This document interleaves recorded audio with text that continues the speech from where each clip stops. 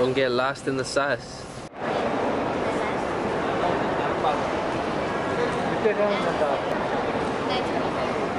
How do you feel about leaving Thailand?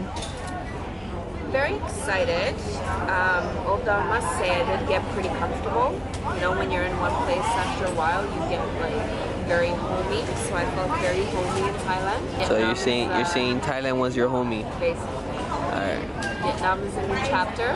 Neither of us have been there, so it should be good to be able to enjoy it in a different way. Because Bay's not going to be, you know, standing there talking, oh, blah, blah, blah, blah, blah, you know? So basically you're saying the man's talk too much. I'm not excited. Vietnam, new country, new month, Thailand. Everyone knows I love Thailand. We'll forever love Thailand. We're coming back to Thailand.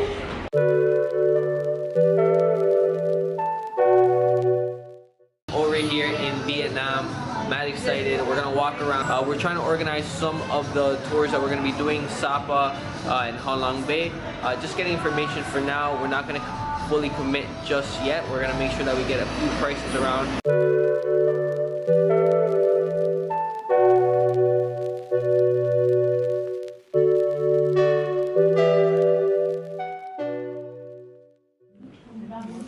First meal in Vietnam.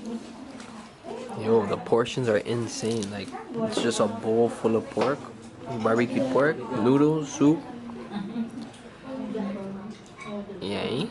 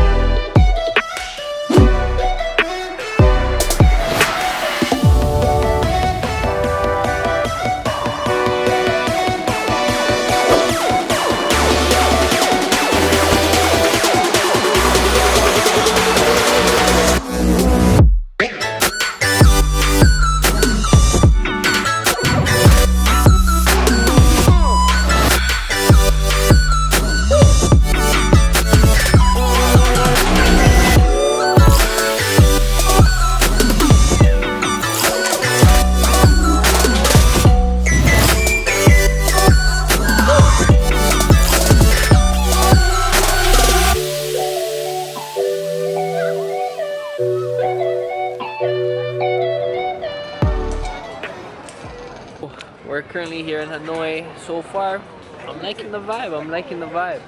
So they have this cool thing here where they grab hoverboards and they kind of make like chairs out of them, and then like people actually ride them, but like on the ground, and they just race around with the hoverboards, and it's like pretty cool.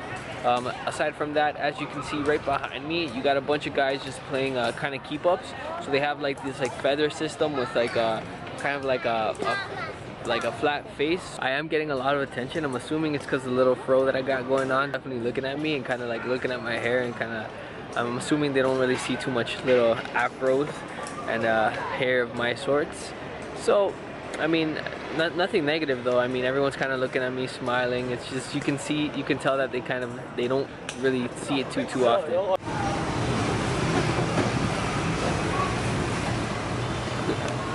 So we found this little sandwich place in Vietnam. So far, it's been pretty good. As you guys can see, I look like a madman. Fro's on. I had to let the fro breathe a little bit.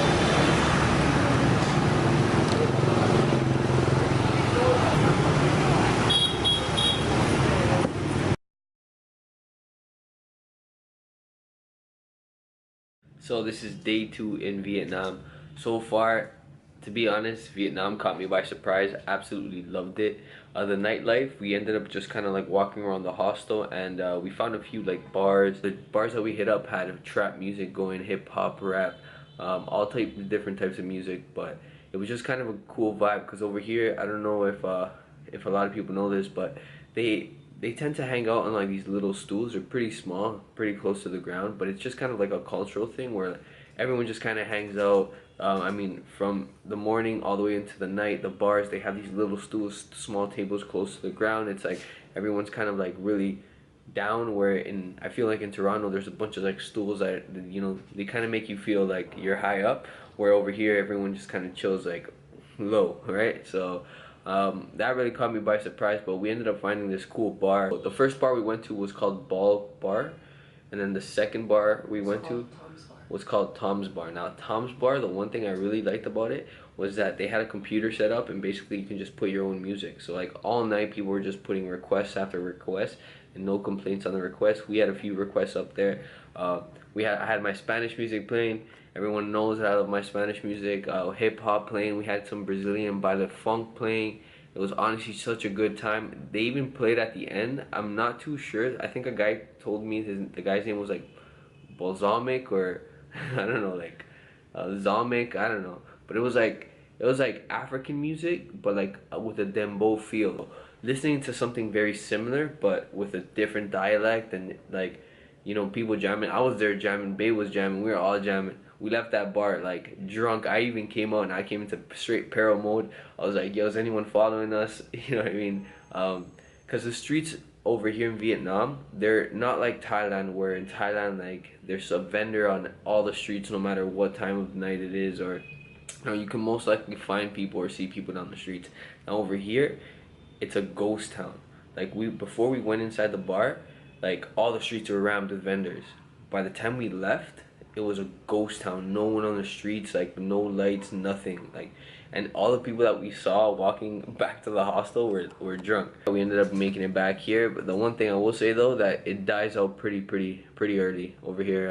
It's not like Thailand where you can, you know, you're drunk, you want to get some food, you can walk down the street and get some meat on the stick. Jeez. Ooh. Yo, some Korean barbecue, yo. Man's gonna show us how it's done.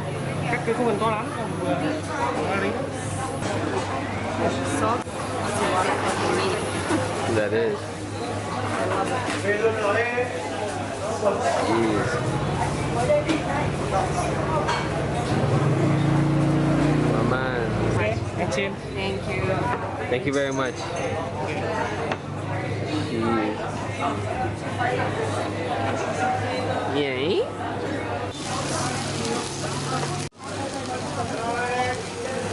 That's how you're feeling, that? Yo, run a man a toast.